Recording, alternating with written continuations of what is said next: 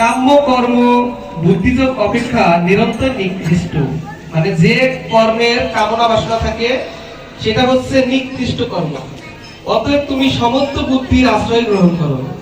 যারা ফলের উদ্দেশ্যে কর্ম করে তারা দীন ও কৃপার পাত্র।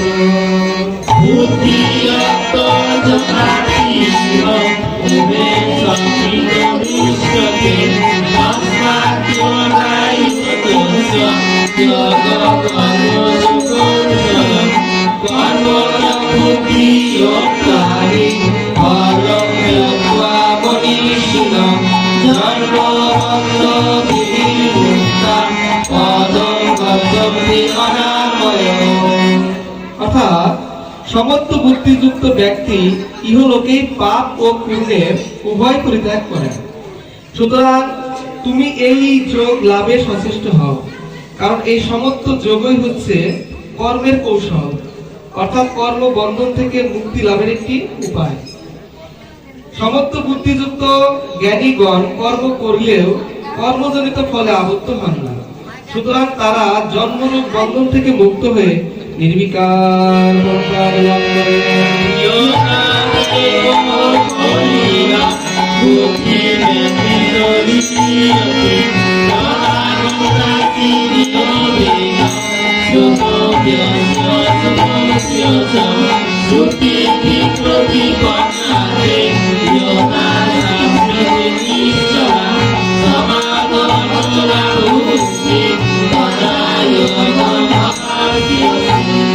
তোমার বুদ্ধি যখন গ্রহান্ধকার থেকে মুক্ত হয়ে জ্ঞানের আলোকে আলোকিত হবে, তখন তোমার সকাম কর্মের সম্বন্ধে বেদে বা অন্যত্রে যা শুনেছ বা পরে শুনবে সে বিষয়ে তোমার কোনো ঔদাসীন্য জন্মাবে না। অর্থাৎ ওই সকল আশার কথায় তুমি আকৃষ্ট হবে না। লৌকিক ও বৌদ্ধিক ফল প্রাপ্তির নানাবিধ কথা শুনেও যখন তোমার বুদ্ধি বিভিন্ন দিকে আকৃষ্ট না হয়ে পরমাত্মাতে স্থির হয়ে অচল হয়, তখন তুমি যোগ প্রাপ্ত হবে, অর্থাৎ পরমাত্মার সাথে তোমার নিত্য সংযোগস্থান।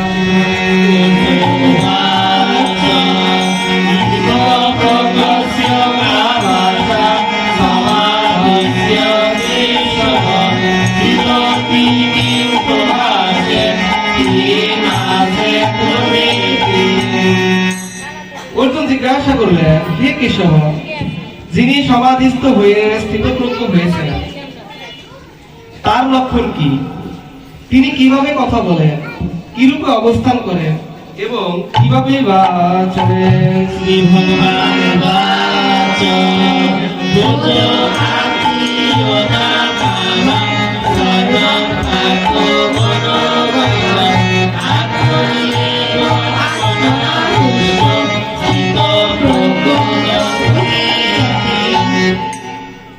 ভগবান বললেন, হে পার্থ, যোগী যখন সমস্ত মনোগত কামনা পরিত্যাগ করে আমাতেই আপনি তুষ্ট থাকেন, মানে সকল কামনা বাসনা পরিত্যাগ করে ভগবানকে সমর্পণ করেন, পরমানন্দ স্বরূপ আত্মাতেই পূর্ণ পরিতৃপ্ত লাভ করে, তখনই তাকে স্থিতপ্রজ্ঞ বলা হয়।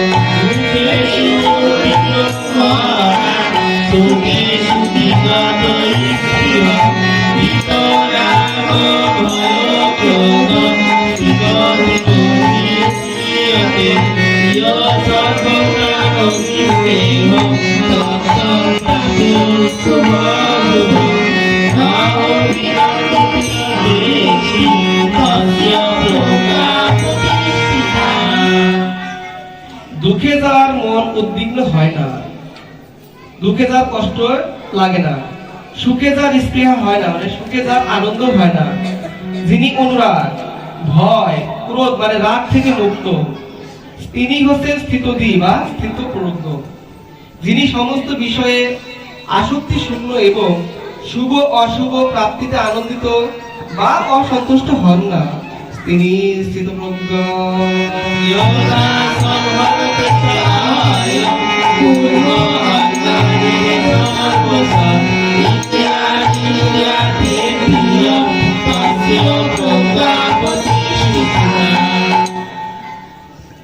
কূর্ম, যার অর্থ হচ্ছে কচ্ছপ।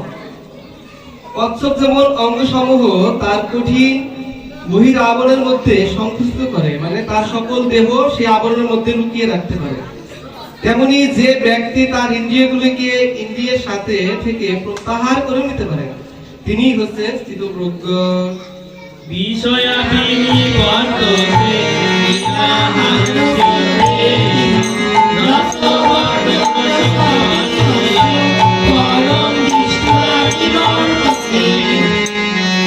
অনাহারী, অনাহারী শব্দের অর্থ হচ্ছে ইন্দ্রিয়গুলিকে বিষয় হতে প্রত্যাহারকারী। যে ব্যক্তির বিষয় ভোগ থেকে নিবৃত্ত, তার বিষয় তৃষ্ণা নিবৃত্ত হয় না, কিন্তু সেই পরম পুরুষকে দেখার ফলে স্থিতপ্রজ্ঞ ব্যক্তির বিষয় বাসনা স্থিরভাবে দূরীভূত হয়ে যায়।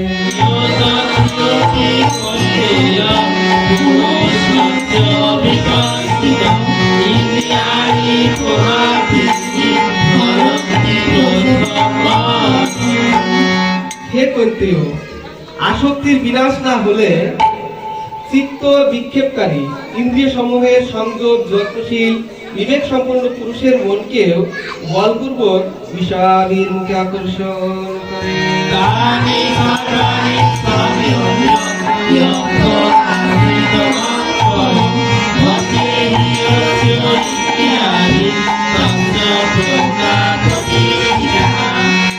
যিনি আমার অনন্য ভক্ত, তিনি তার ইন্দ্রিয়গুলিকে সম্পূর্ণভাবে সংযত করেন।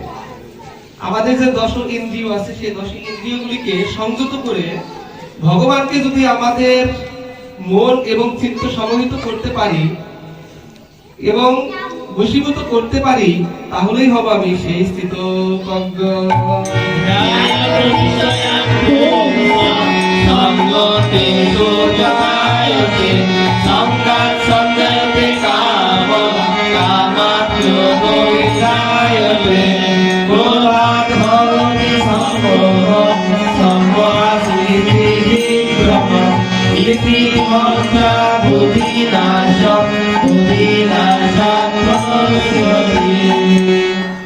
সবচেয়ে গুরুত্বপূর্ণ কথা হচ্ছে এখন ইন্দ্রিয়ের যে বিষয়সমূহ সম্বন্ধে চিন্তা করতে করতে মানুষের আসক্তি জন্মায়।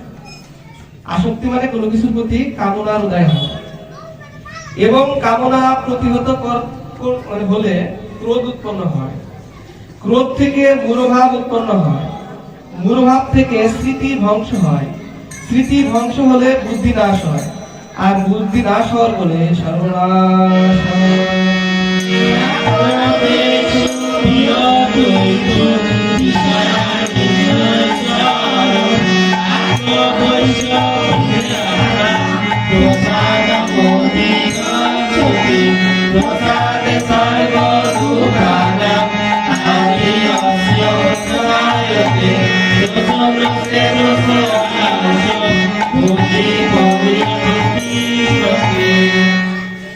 অর্থাৎ সংযত চিত্ত মানুষ রাগ দেশ বর্জিত হয়ে তার বশীভূত ইন্দ্রিয়গুলির দ্বারা বিষয় উপভোগ করেও অন্তঃকরণের প্রসন্নতা অর্থাৎ ভগবানের কৃপা লাভ করে। অন্তঃকরণ প্রসন্নত হলে মানুষ জড় জগতের ত্রিতাপ দুঃখ থেকে মুক্ত হয়। এভাবে প্রসন্নতা লাভ করার ফলে তার বুদ্ধি শীঘ্রই পরমাত্মার মধ্যে স্থিত হয়।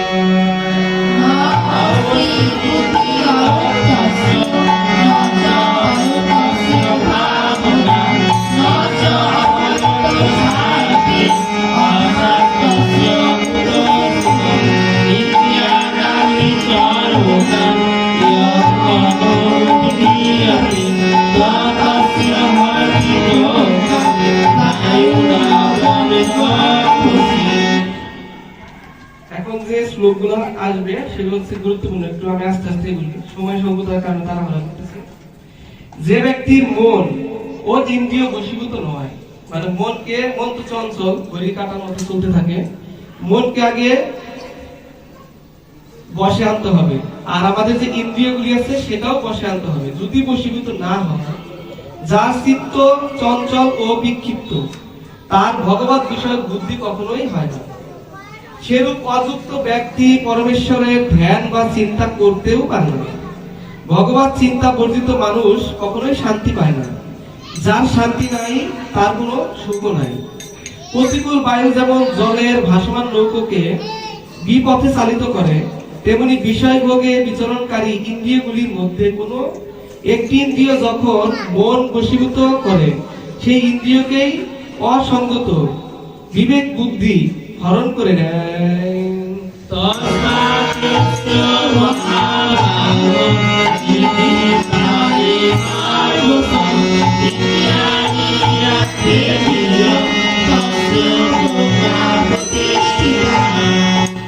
অর্থাৎ বারবার একটা কথাই, যে আমাদের যে ইন্দ্রিয়গুলি আছে সেই ইন্দ্রিয়গুলিকে ভোগ্য বিষয় হতে সম্পূর্ণভাবে মুক্ত রাখতে হবে, তাহলে আমি স্থিতপ্রজ্ঞ হব।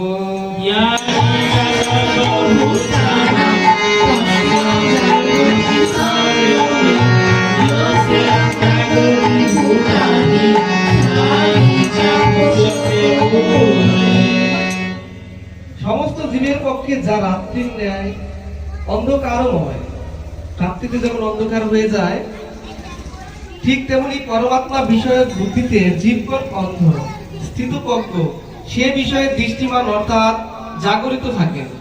প্রক্ষান্তরে যখন সমস্ত প্রাণী জগৎ ও ভোগ সঞ্চয় নিমগ্ন থাকেন, স্থিতপ্রজ্ঞ ব্যক্তি সেই বিষয় মোটে দৃষ্টি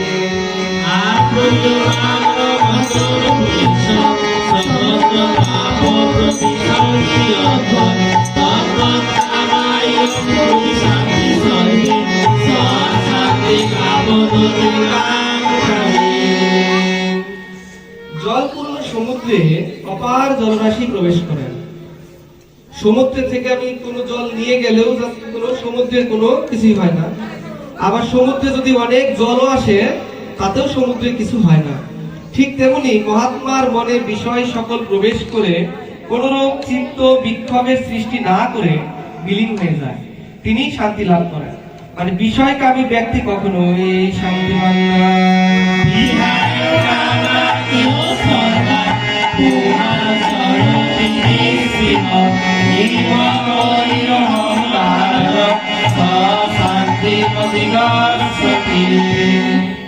যে ব্যক্তি সমস্ত কামনা ত্যাগ করে মমতা শূন্য, অহংকার শূন্য ও স্পৃহা শূন্য হয়ে বিচরণ করেন, তিনি পরম শান্তি লাভ করেন।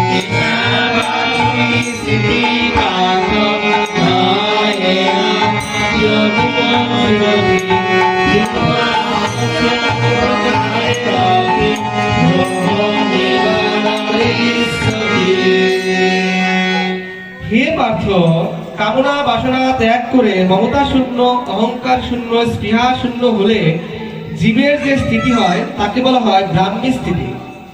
এটা হলে জীবের আর কোনো মোহ হয় না। মৃত্যুকালে এই ব্রাহ্মী স্থিতি এবং তিনি ব্রহ্ম নির্বাণ লাভ করেন।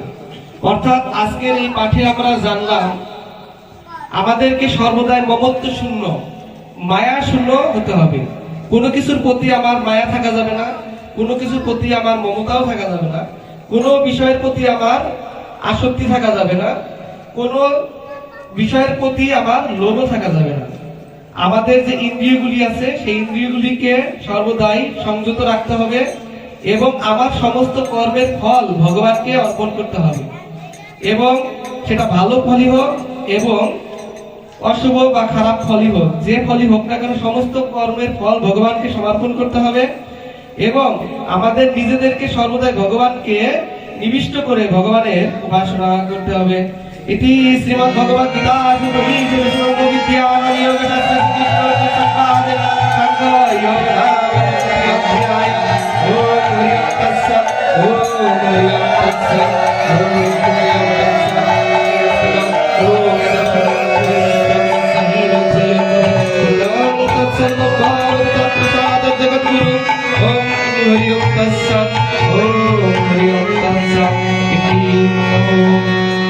श्रीमद् भगवद गीता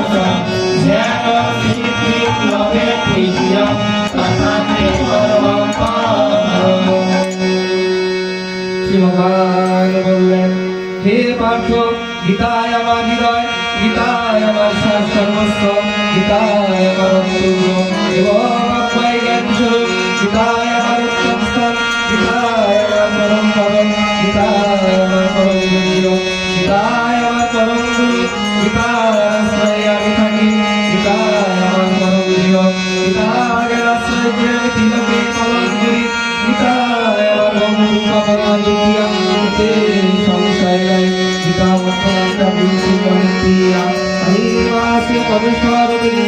হে পাণ্ডব, আমি গীতার দিব্য নাম সকল বলছি, এই নাম সকল কীর্তন করলে তৎক্ষণাৎ সমস্ত পাপ নষ্ট হয়ে যায়।